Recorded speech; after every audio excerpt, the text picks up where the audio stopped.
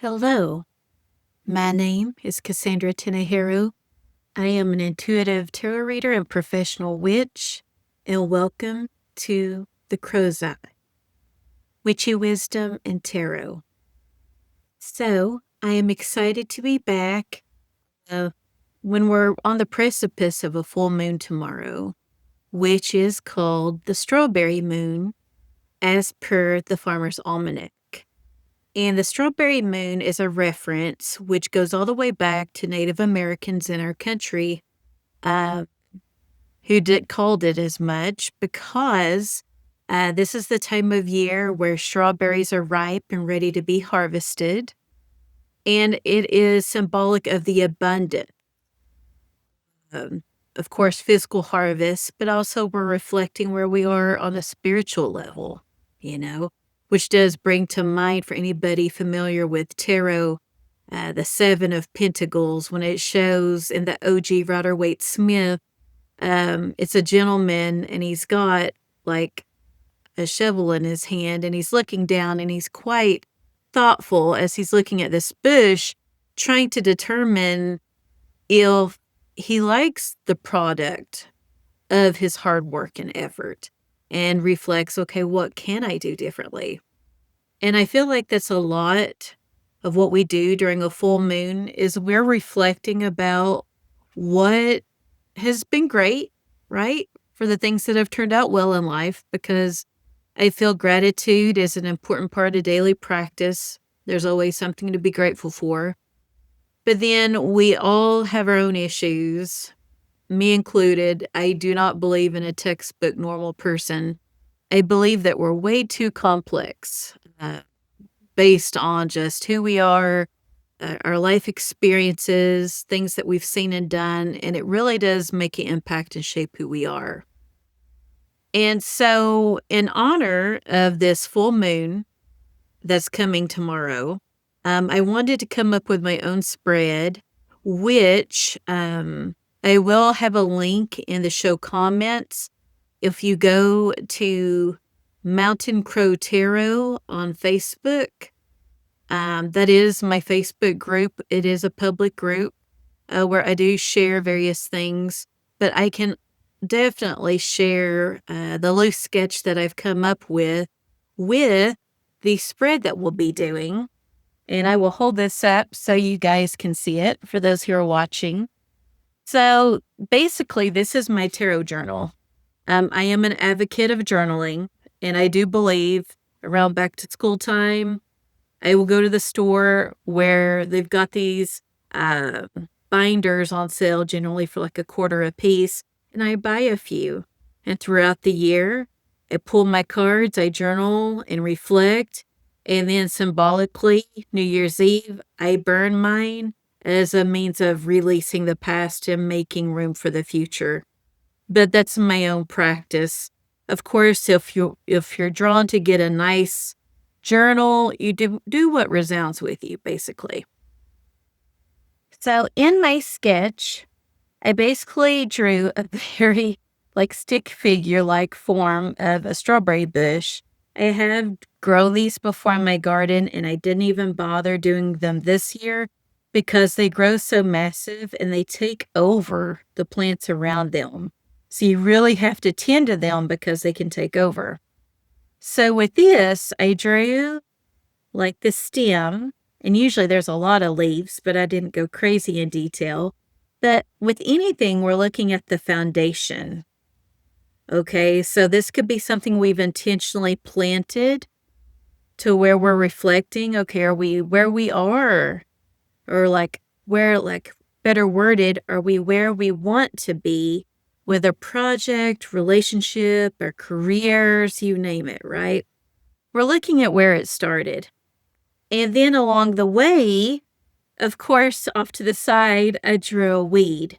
I often have to weed my garden, and where I live, we get these, they're really hard to kill weeds, very spiky.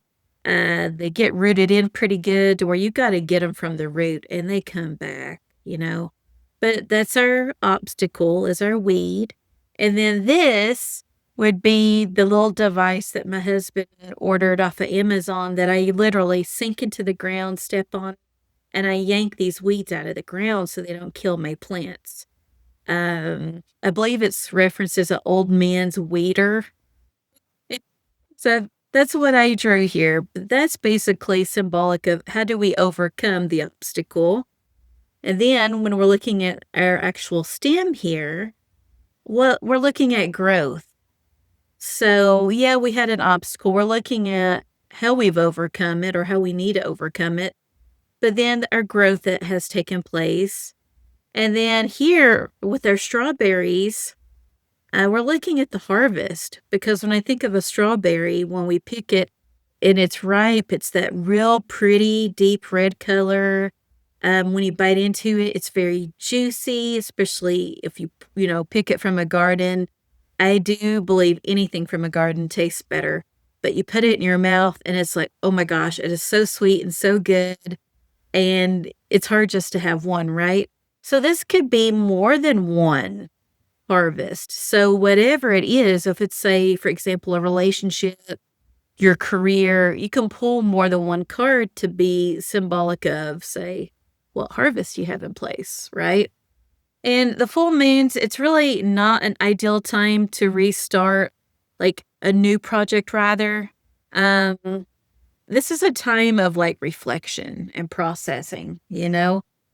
Very much symbolic of for people who are familiar with tarot, the moon card, where we sit still under the moon. And yes, it's beautiful, but there's a lot of shadows and we don't have full visibility. And so we're trying to determine what is real versus what's not real and make sense out of it all, you know, before we continue our journey. And a lot in that card of compartmentalization, things coming to the surface happens.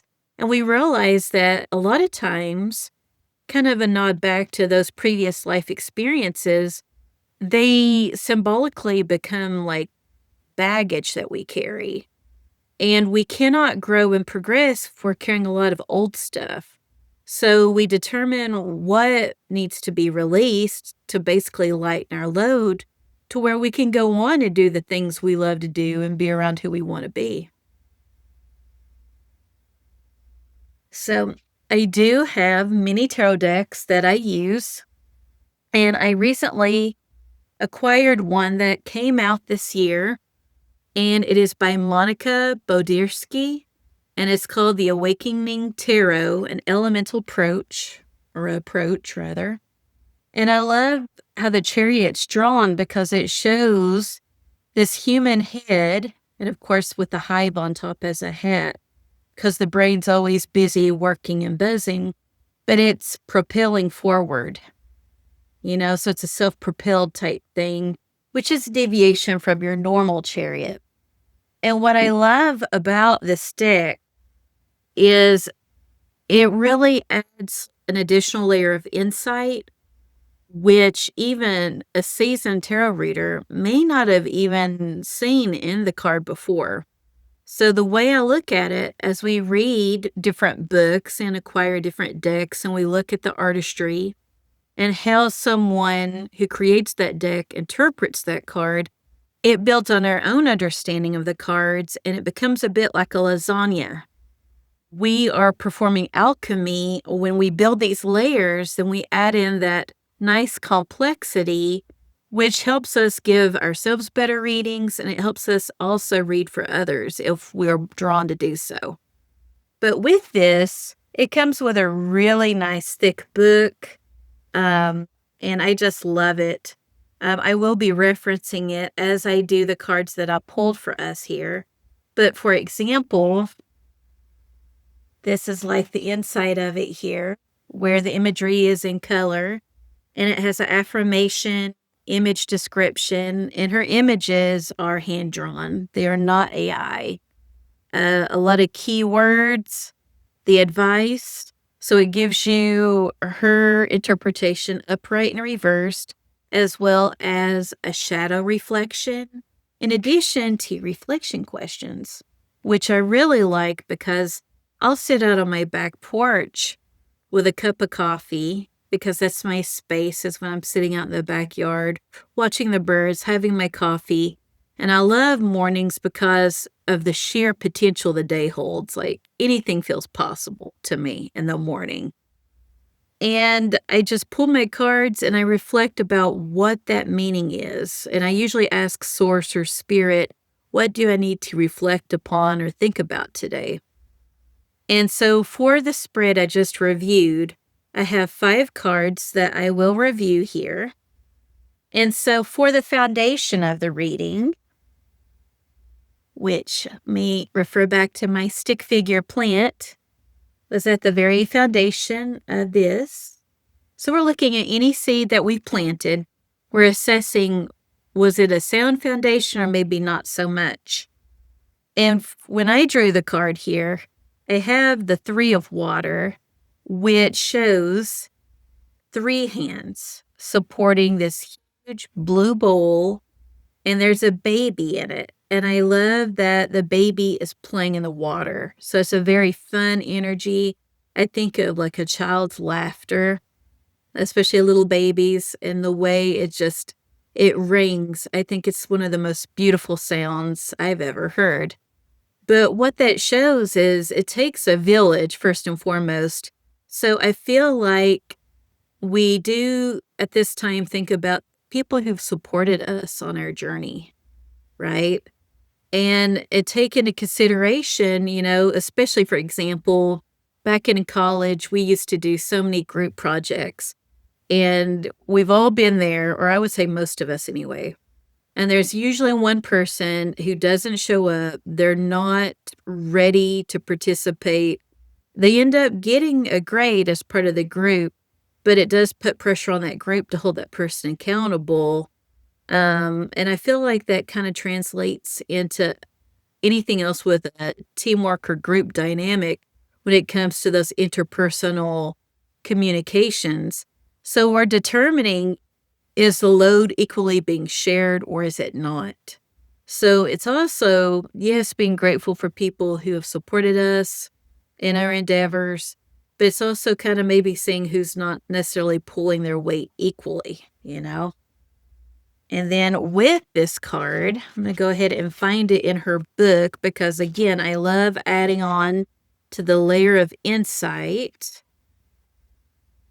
Let's see. And I love how she has the suits color-coded, so they're pretty easy to find. Let's see if you have better eyesight than me, of course. I have to look a little bit harder since I've hit my 40s. Okay, so in her book, basically the affirmation with that card is together we can share the joy.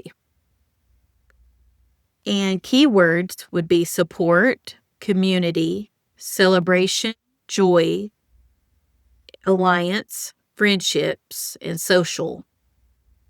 And her message in the book is it's time to get together with like-minded people and have fun. So she goes on to encourage people to follow up with their loved ones, their friends and family, to check in if they haven't in a while, which may resonate. I would say take what resonates and, of course, leave the rest.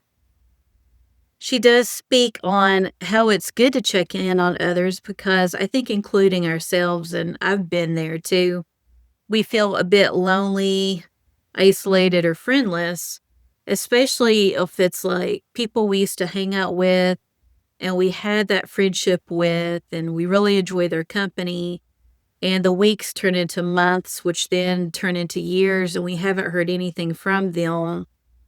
And we just don't feel, I suppose, cared about or important.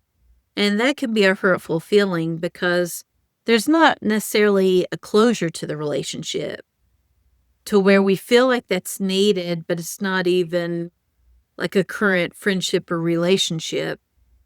And one thing that I've determined as I've gotten older is I do believe that people are in our lives for a certain time for a reason. If you look at it from a fatalist viewpoint, then I do think that people do outgrow each other. Their paths can change to where there's a fork in the road and they go down a different path entirely. So they may only be with us for a certain amount of time, you know? But then she goes into basically looking at the reversed meaning. And it does touch upon what I shared with you guys about this card, which I'll hold back up for the people who are watching this on video. And she says, you may not feel like being around anyone or may feel more persecuted than supported right now. We all need to hermit a little to reset and recharge, which I do believe a full moon's a really great time for just that alone time, to think and reflect, not necessarily having to have it all figured out. But just make sure you aren't depriving yourself of joyous gatherings because you feel you either don't deserve it or you will bring others down. And I can certainly attest as a tarot reader, I've done so many readings. I can't tell you how many. I've done quite a few. And that is a recurrent theme. People have a hard time sometimes asking for help because they believe they're going to be a burden for other people, when really their loved ones in the form of family and friends certainly do want to help this person. They love them. But at the same time, they don't want to overstep or necessarily put their nose into somebody's business if it's not a welcome thing, right? Are you perhaps using parties and gatherings as an excuse to procrastinate work, or are you running away from something? Sometimes when we aren't sure what we're doing or are unhappy in work or even our home lives, we can spend an excess of time socializing as a method of avoidance. And I can certainly tell you, I love reading books and watching Netflix, and there's certainly a lot of things that I would rather do, for example, than do my chores, which is the random housework such as the dishes and the laundry, because doing all that other stuff's more fun. But I realize that certain things have to be accomplished, right? And I think a lot of us do. Look at the causes if this is the case and perhaps try to resolve the issue so you feel balanced. Moderation is suggested in this case. And with the shadow side of the card, are you feeling persecuted or shunned by a group or community? Similar to the Five of Earth, which is the Five of Pentacles, which deals with the security issues and exclusion, this is about the shadow of distinguishing between being alone as opposed to lonely. Because, I think, including myself, we've all been there, where we'll be in a room full of people, but we feel so alone, even though we're not alone. If you reach out and are not being accepted, look at how you approach others and then assess if this is the group for you. Because, really, we never know if we don't try to interact with others, even if it's outside, say, our normal comfort level.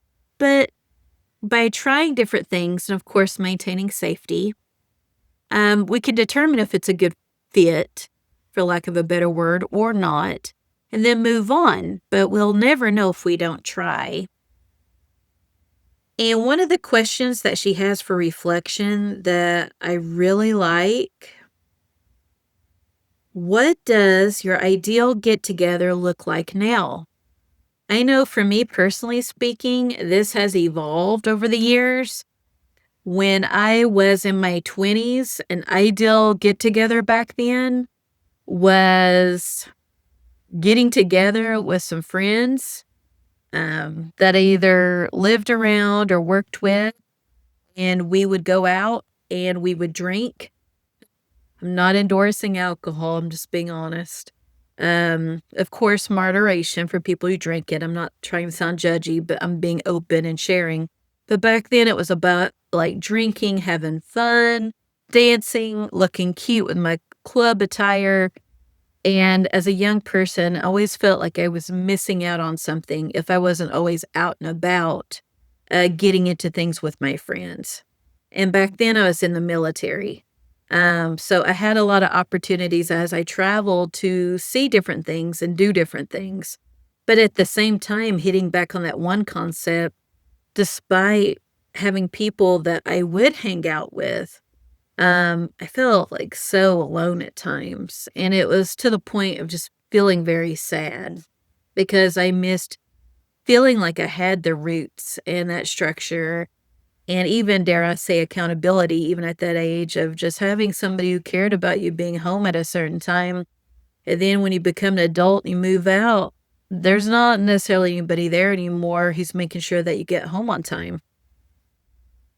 So all that comes into play. So our next thing, let's see here. Pardon me, that's my watch going off. But the next part would be our STEM. So we're looking at our growth, okay? And what I got, which I love, is the green bean. And it shows this huge tree, a nice thick round bark, and it shows a face. And there's these big, long, deep roots that go deep. And I love the branches and so many leaves, right? So this is a nod, I think, to what is our foundation. Are we choosing healthy influences to be around on a daily basis? And do they really have our best interest in mind? Or dare I say, and I hate to go there, but I'll say it, or do they have an agenda? Because I have encountered both people in my life, like many of us, I think, have. And some do genuinely want to be our friends and they care about us. But I feel like a true friend is far and few in between. And then we have people who want something. And then unfortunately, when they get the thing that they want, then you don't hear from them until they need something again, which is a toxic relationship, unfortunately. But at times we feel bound, especially if it's a relationship. So say if there's feelings involved or if it's family, and it's like we feel like that's our flesh and blood, right? We feel like, oh, we don't want to do anything because we think, well, that's family, right? If we don't take care of family, then, I mean, we fundamentally as a society, especially think, well, there's something wrong with that. There's some partial truth with that. I do believe if a family is a healthy influence and a safe space, that yes, absolutely. It is good to be able to support each other because it's not to our detriment. And I'm wanting you to think in terms of not just physical safety, but as well as our psychological safety. So I am referencing verbal abuse. It doesn't have to be physical. It can be other forms of abuse. If these things are in play, then I would absolutely say, please get help and look at other resources available to get out of that situation that can become, I would say, a rather violent and deadly scenario.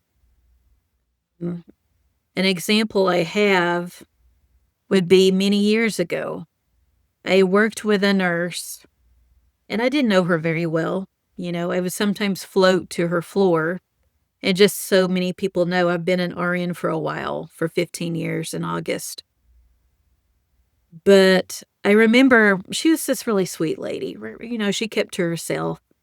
And many years went by, and since then I'd moved on to another job. And it made the news that her spouse took her young boys to a local park. He shot both of them in the back seat prior to killing himself. And he did this when she left, when she tried to escape the abusive environment. And she had, I mean, I certainly wasn't aware because I wasn't close to her, but she was a victim of domestic abuse. And the reason I share this story is that, yes, it just was something horrible, right? Like, there's no way anybody can put into words that kind of loss. and it's a tricky situation, right? But I feel like there's a need to tap into any help available, and that's when you get help. I think that's one of the hardest steps for them because they're afraid of something happening to themselves or their children. If they need to get those children out of there too and get help, because it can become a very escalated thing. When I have done readings for people, and if they even hint that there is a not healthy situation that they are a part of, I'm certainly in the realm of thinking, okay, how do we maintain safety? What resources are available? And get their gears moving essentially during that space of their reading to think, well, how do they safely get out of that situation? Even though they're emotionally healing, they still love this person, which makes it harder for them to have somebody that loves them be cruel with either physical, verbal abuse. That's not okay, you know? But with this green bean card, with what we're reflecting on, so we're certainly looking at our roots and determining, are they strong roots or not so much, right? And what I love here is her description, which is, I rest when necessary. So that alludes back to our hermit moment there, but will stand my ground. I speak of flexible boundaries because the green being is synonymous with the Emperor card from the Rider-Waite-Smith. The Emperor is usually like a father figure, very rigid. There's expectations and roles being there. And those are certainly good to have boundaries. But then it's also, it brings up different questions. One, are our boundaries good for us and others? And are they respectful and they help us grow? Or do they prevent growth because we're not being flexible enough? And if we're not being flexible enough, we have to identify, why is it? Could it be linked to feelings of vulnerability, past negative experiences? But basically, what is it that's happened to us in our past that is coloring the way that we see things now? So essentially, it's our lens that we're looking through to where it's impacting the present and our next steps in the future, because the past, yeah, it influences us, but it's gone. The future is not here yet, but we are in the here and now. And so we identify what can we do in the here and now to take ownership and accountability of ourselves and of our overall life situation, right? So, yes. So I love that big description that she has here. And the overall message is defining our values and boundaries clearly. And she goes on to talk about respectful interactions, communication. Um, but then she goes into the reverse meaning as well.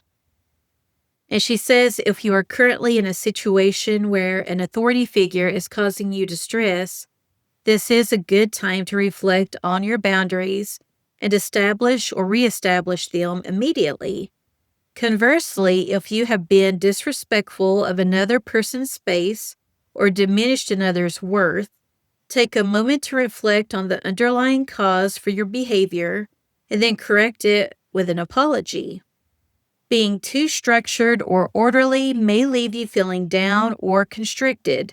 To counteract this, leave time and space for spontaneity in your life. Because remember, the Emperor is like the father figure, very rigid. And this is saying maybe there's a need to be a little bit more spontaneous. Even an unplanned day can help you loosen up your grip a little bit. And then with the shadow interpretation, examine times when you have rebelled against perceived authority, which I certainly have done this. This may take the form of being chronically late or other passive-aggressive behaviors. Doing this will improve your relationship both to giving and receiving help, so you can become the type of leader you respect. Which for me, when I read this, I'm not necessarily thinking of a manager or some sort of supervisor, but it does impact our communication with others. And I am an advocate of professional help, whether it be medical, mental, um, because they have that training to help people. With tarot, this is a nice tool for reflection, right? And insight, which is what we've been doing. But what I determined when I went through therapy, because I'm an assertive communicator, at times in the past, people told me I was interpreted a bit abrasive, a bit aggressively. And I didn't like that because I didn't want to be perceived that way. And I had a big aha moment in therapy when my therapist, we had been talking about my background and my upbringing in Tennessee. Like many people, I did come from a dysfunctional family. And the therapist basically told me, maybe you communicate the way you do now because you didn't feel like you had much of a voice when you were younger. And I certainly believe that that was one of those huge aha moments because growing up, I was taught not to backtalk, to do what I was told, um, especially if it went against what I was being told to do in that setting. There would be consequences. It would be seen as challenging authority figures, which were, say, my parents. And I came from a blue collar family, just to give a little bit of background with that, right? And they both worked hard to provide and all that, but it was one of those settings where, you live under my roof, you do what I say. And I do, to an extent, share that viewpoint with my children. Although the difference is I do provide a lot of rationale as to um, the why. Both my husband and myself do, versus you'll do this because I tell you to. Which, yes, as a mother, I have certainly told my kids that in their life, especially if it was an immediate safety concern. Yes, we're not budging. You will be doing this. However, if there's a time for that conversation, I do believe in raising critical thinkers. We want people who question and challenge things around them, not necessarily just doing what they're told. Plus, with the use of discipline, that was another thing where I didn't continue that. Other than patting their bottoms as toddlers, if it was something where they could have compromised their safety, we were using a lot of other ways to divert and get them to think. And, especially with little kids, their brains are developing. They're not at anywhere near a human adult's brain development, and people have to keep that in mind, of course. But the reason I'm kind of sharing just a little bit about my background is when we feel vulnerable, powerless, especially if it was like during our formative years, such as our youth, then we're going to want to be more opinionative, or yes, opinionative. I just said the word correctly, assertive. Because when we were young, that's how we felt, and we didn't want to feel that way again, right? So that was a huge aha moment. And again, I do encourage therapy to help with unpacking things that we've compartmentalized to deal with them. We do reference it in the witchy community as shadow work. And yes, I've done this with the use of decks and, of course, with therapy that I was just referencing. But this is not a quick thing, and nor is it an easy thing. And the reason I do advocate for a therapist is it's a professional who's trained, who can sit across from you. And yes, you're their patient, but they're not going to hold back, and they see you from an objective viewpoint versus family and friends love you, and they may want to protect you a bit from your feelings getting hurt, or they may not even necessarily see it, right? And some reflection questions that she has, I really like for this, which would be great for journaling, would be to recall a time when someone abused their authority and describe the experience. Did this incident affect your current behavior? So it does go into basically how we communicate with other people. And I love how she put being too structured or orderly may leave you feeling down or constricted.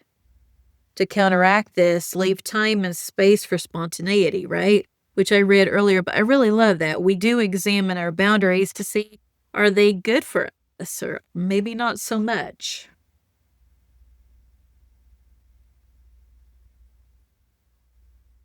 So as far as an obstacle, which I'm going to allude back to my figure strawberry plant here.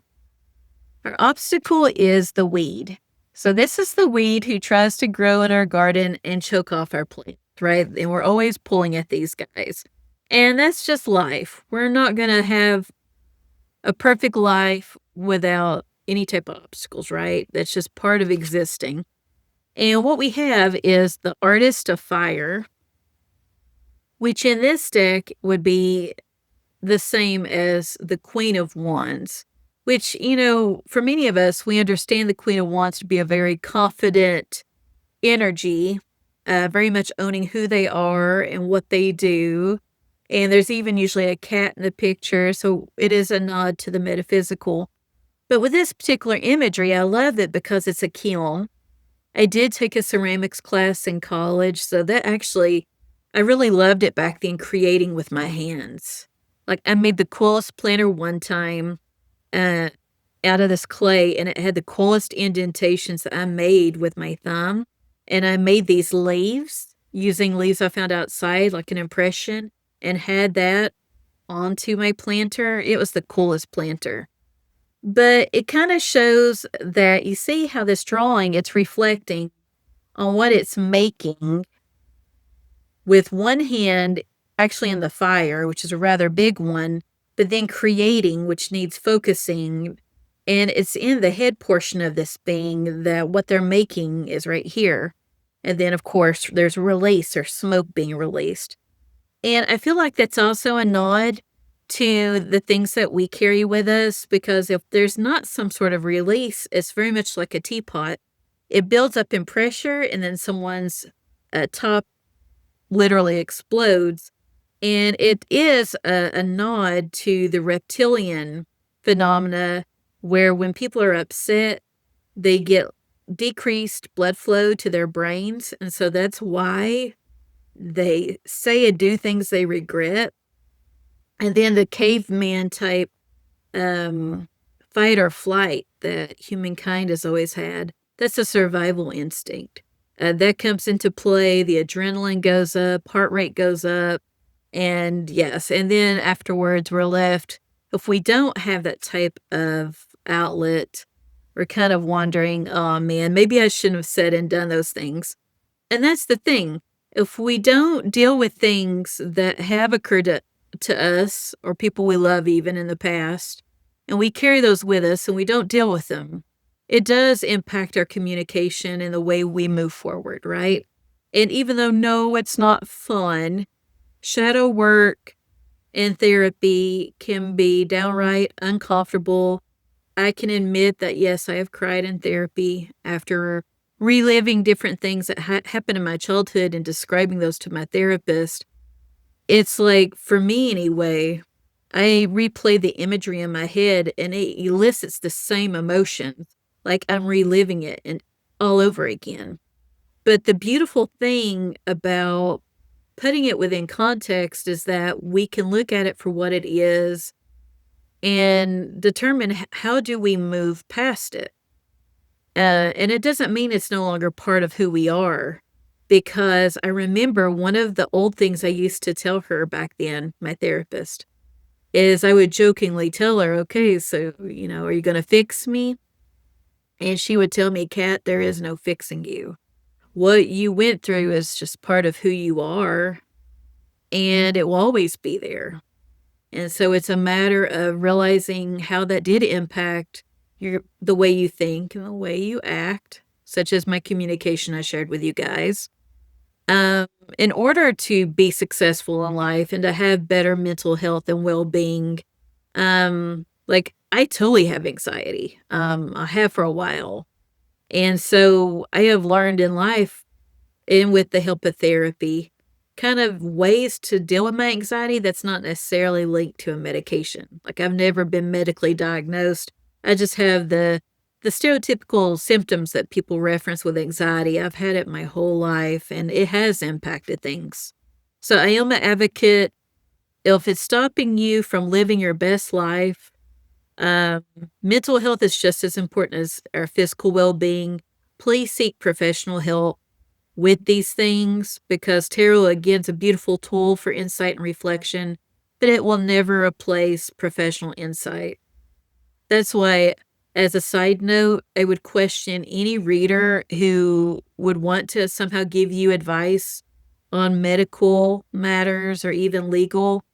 Um, there's certain boundaries that are ethical and professional when it comes to a tarot reader that's a safe reader, and that would be one big one is it's determining what this is used for as a tool, and you know what I'm saying, for the to have these authentic conversations and to have the insight, but then knowing the resources available to get people help, you know? But that's a different, podcast entirely when I talk about different readers that my clients have told me that they've seen in the past. Basically, if that's not a safe person, you do not stay with them. That's with anything in life. If it's not safe, you don't remain there, you know? Now, let me find this here. So with the Artist of Fire, let me see here, because I've been reading out of Monica Bodierski's book here, because again, I just love the layers that she adds on to her cards. Her affirmation for this card is I craft objects with discipline, skill, and fire. And her message for this card is your enthusiasm is integrating with your artistry. And I also think it's important. We even teach our kids this, or we should if we haven't thought about it, because I know they don't come with instruction books. But anytime we have these big feelings, like anger, sadness, you name it, hurt, they need to be expressed in some way from the body because when we contain them, we revisit that teapot phenomenon. So it could be doing something with the hands. Um, it could be creating, drawing, coloring, journaling, writing for kids, playing.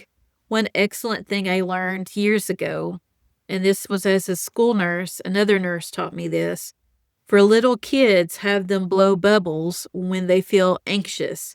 Because just like with me and you, if we stop and we take these nice deep breaths, we breathe in for about 4 seconds, hold it as long as you can, then release it over 4 seconds. Physiologically, it slows the heart rate down. Well, our kids, for them to be able to blow bubbles, they have to slow down to get enough air in their lungs to blow out to make a bubble, right? And it's also giving them a visual and they're doing something. A lot of people don't know about that, but it's a pretty simple concept. And from that day forward, I have kept bubbles in my office, or even back when I was a floating school nurse, it was part of my kit that I would take with me from school to school. If I got a little kid having a hard day and they're really in their mind, I'm going to try having them blow some bubbles, you know. But as far as this card goes, she says your current creative situation calls for extra patience and self-control. The process you require to complete the project or stage of development you are experiencing may take longer than expected. And also, I forgot to mention, this card is our obstacle, so it makes sense that we've gotten this card. But the outcome will be successful, or at least we would hope so, right? We try to have a positive mindset. You are enthusiastic and have a gift for combining many elements or approaches in resolving complex issues. Calling upon your abilities to remain focused and use both your creative and practical skills to achieve a successful outcome is suggested. Express yourself through material arts to ignite or rekindle the artist in you, and let your passion guide you without overthinking. Because I am certainly guilty of overthinking, and it is so painful at times. We can all benefit at times from getting out of our heads and into our hands, just like I was just chatting about. Allow the art, or whatever you're doing at the time, inform you rather than wait for inspiration to start calling. Share your joy for the arts with others and allow them to see the beauty of life through your eyes. And then she goes on to talk about if we feel like we don't have that enthusiasm, it's okay to have some hermit time or even find others to help assist us, like a mentor. If you have lost the desire for a particular person, place, or thing, step back for a while to see if a short break will rekindle the fire. If not, it may be time to try something new and move on. Our taste and desires change as we mature, sometimes in one area, sometimes in several. Try not to remain in situations that dampen your fire. So, for me personally, as anybody who's met me knows, um, okay, so I've been an RE in August, officially makes 15 years this year. And I can tell you, I feel burnt out. I still care about people, I enjoy helping them. But especially after getting through the COVID pandemic, that did something to me and a lot of other healthcare professionals, I think. So even though we are out of the pandemic, thank goodness, and we don't have to wear a mask like we had to, we're still healing from that. That certainly impacted our minds and the way that we kind of cope and deal with day-to-day stressors, I think. And I think I'm pretty safe to say I'm not alone in dealing with that. So, as an RN myself, I am certainly at that point in my career where I am considering what is the next thing I wanna do, like, sure, I can take care of people, but is there something else I can do? Another way of accomplishing this, which reflects, what kind of fire do we want in our kiln, you know? What do we wanna make that fire out of? Is it sustainable? Is it good for us? What do we need to do to prepare? Like, what do we need to get, say, in the form of kindling, you know? And then a shadow side of this card is in the art, there is a pervasive and damaging notion that you either possess a skill from birth or you don't. While this may create a mystique surrounding the arts, it diminishes the sheer amount of effort it takes to learn and apply a skill. Do you resonate with this shadow and claim you are not an artist because you weren't born that way? Artistic vision may come more easily to some, that's with any creative endeavor. However, repetition and practice are necessary for anyone to achieve a level of confidence in any field. And so I feel like that's with anything we do in life, that imposter syndrome may creep up. And one of the worst things we can do is compare ourselves to somebody else. Like, it's certainly okay to kind of assess what is something they do that you admire, because they say that when we do something similar to someone else, it's a form of flattery, it's a compliment. But most important beyond that is doing things your way, uniquely. It offers something that is specific and different instead of trying to be somebody else, because that person already exists. And you're here, we all are, to offer our unique contributions, right? And then she goes into, various reflection questions. One being, how can you feed your own fires of creative self expression? You know? And I think this full moon, it's nice to reflect, what are we doing? Do we feel fulfilled creatively? Is there something that you've been thinking about doing that you just haven't done yet? You know? And then you determine putting one foot in front of the other. Well, check out classes in your area, or maybe there's something they're teaching at the local library, or various events where you can meet people and have opportunities to network and grow.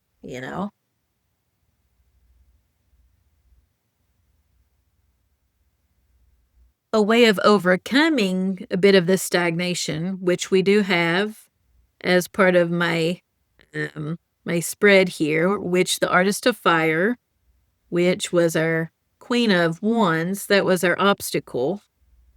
How do we overcome that stagnation? We have the Nine of Fire, which shows this figure where they're breaking off toward the bottom, their arms in a sling. They've got an arm that is held at, like, straight up. It's bent at the elbow, and their head's literally on fire. And it shows like a city landscape. So I feel like the overall big message with that card is rest. In order to kind of be open to trying something new or being around others, it's the need to rest and be ready for these things. Like I often reference in my readings, we can't do anything with a half empty gas tank or say your cup's half full. Think of that like your energy stores. We only have a very finite, limited amount of hours and time in the day to spend on various endeavors and with people we care about, whether it be our jobs and family. So it's learning how do we incorporate that time to in a healthy way, not necessarily with alcohol and drugs, okay? But how in a healthy manner do we fill that cup up to where we have a full tank starting off the next day instead of starting off the next day, say with a half empty tank and still ruminating about what happened yesterday, which yes, as somebody with anxiety, I've done this. That's no way to live our lives and start our days off, right? And the affirmation she has for this card is I need to rest and assess how I arrived at this place and time. And I love that for a full moon because, again, this is our hermit time to rest and reflect. And her message is to rest and assess before moving forward. She says this is the time to pause in any long term project to assess your progress, which is what we're doing with this full moon and this spread. Take a little quiet time to reflect and decide whether you will continue or if it may be advantageous to step out of your current role. Resilience is the operative theme, but you may be tired of having to be strong for others or fight their battles. That's a totally different can of worms, isn't it? Despite this, your efforts are appreciated by many who see you as a fearless leader.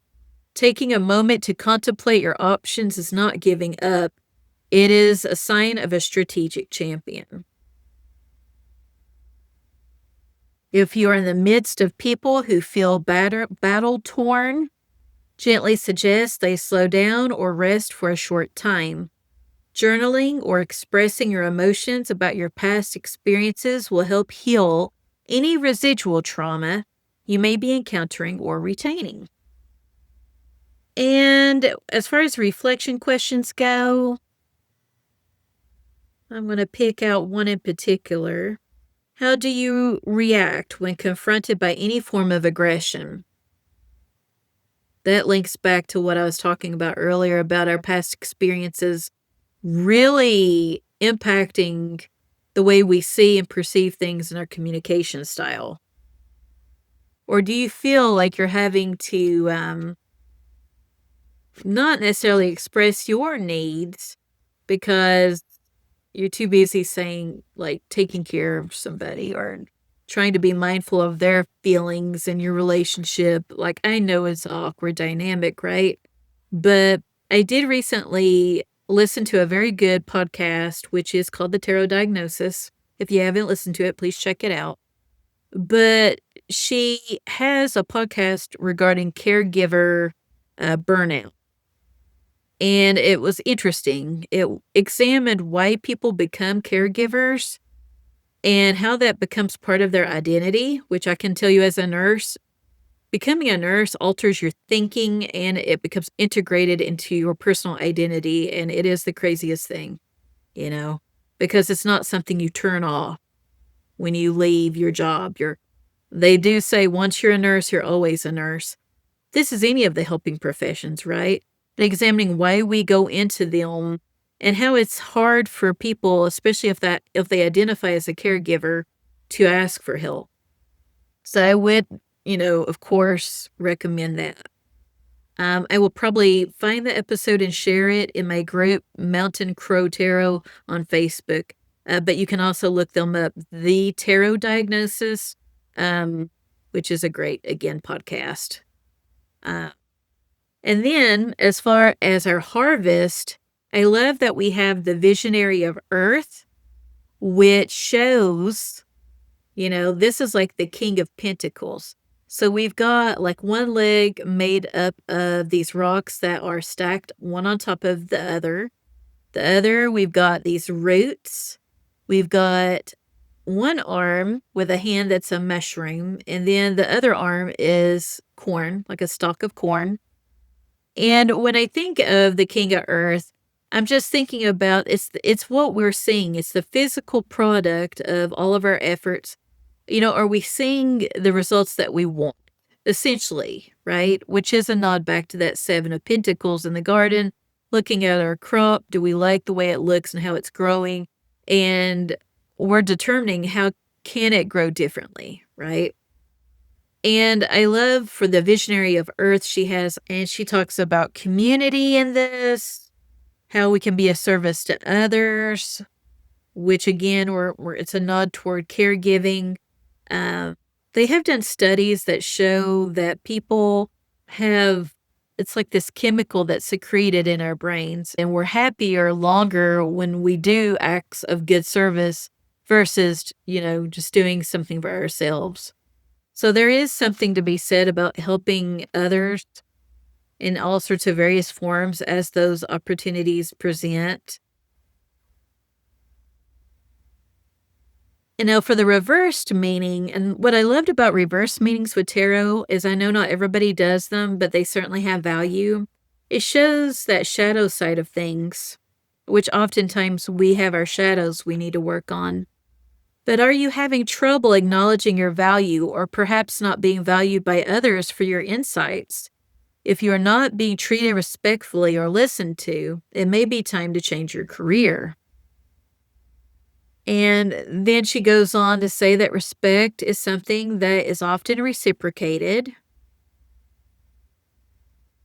Sometimes we feel incompetent and allow these things to fall into disarray without realizing we are neglecting our needs as well as those of others in our community. Careful use of resources, whether human or material, is strongly suggested. Consider clearing out the goods you no longer need, which I like doing. I'm still doing my spring cleaning, or use and donating them, as well as volunteer time you may be able to offer. And so with the reflection questions here, let's see here. It says, name 3 examples of visionaries you admire who push past their challenges to achieve great things. I really like that. Because I feel like we can find inspiration in others, It's again just taking the time to slow down and consider these things. And so I think this sums up my episode on the strawberry moon that we're going to have tomorrow. I would encourage all of you to take some time, if you can, to sit. And maybe if you have it, light a candle. If it smells good, that's awesome. You can either buy them where they smell good or add a couple drops of essential oil. Maybe get you a piece of paper if you don't have a journal and sit and reflect. Maybe call up that old friend that you haven't talked to in a long time or that family member and just to say hello. And just take that time to have that little bit of time to think and reflect, because we don't always have to be on the go, right? Now, even when we're resting, that is a form of productive work, which in American society, we're all about working. And that is how we define success in our life, is from our careers and the money we make. But really, life is more than that, because we're not taking all that with us. It's about the relationships we forge, the lives that we have as part of the communities that we do live in. And it's about our insides, tending to that. And a life that is lived in a happy manner, that to me is the richest person. I mean, sure, you need money to put food on the table and pay the bills, but the definition of a successful person, in my humble opinion, is somebody who just loves what they do and they're grateful for what they have, So until I hop on in another week, feel free to write me at mountainCrowTarot@gmail.com with any type of tarot-related questions or concerns. You can also find me on Mountain Crow Tarot on Facebook, and I have a website, www.mountaincrowtarot.com. tarotcards.com, where you can learn more about me and the services that I offer. So until next time.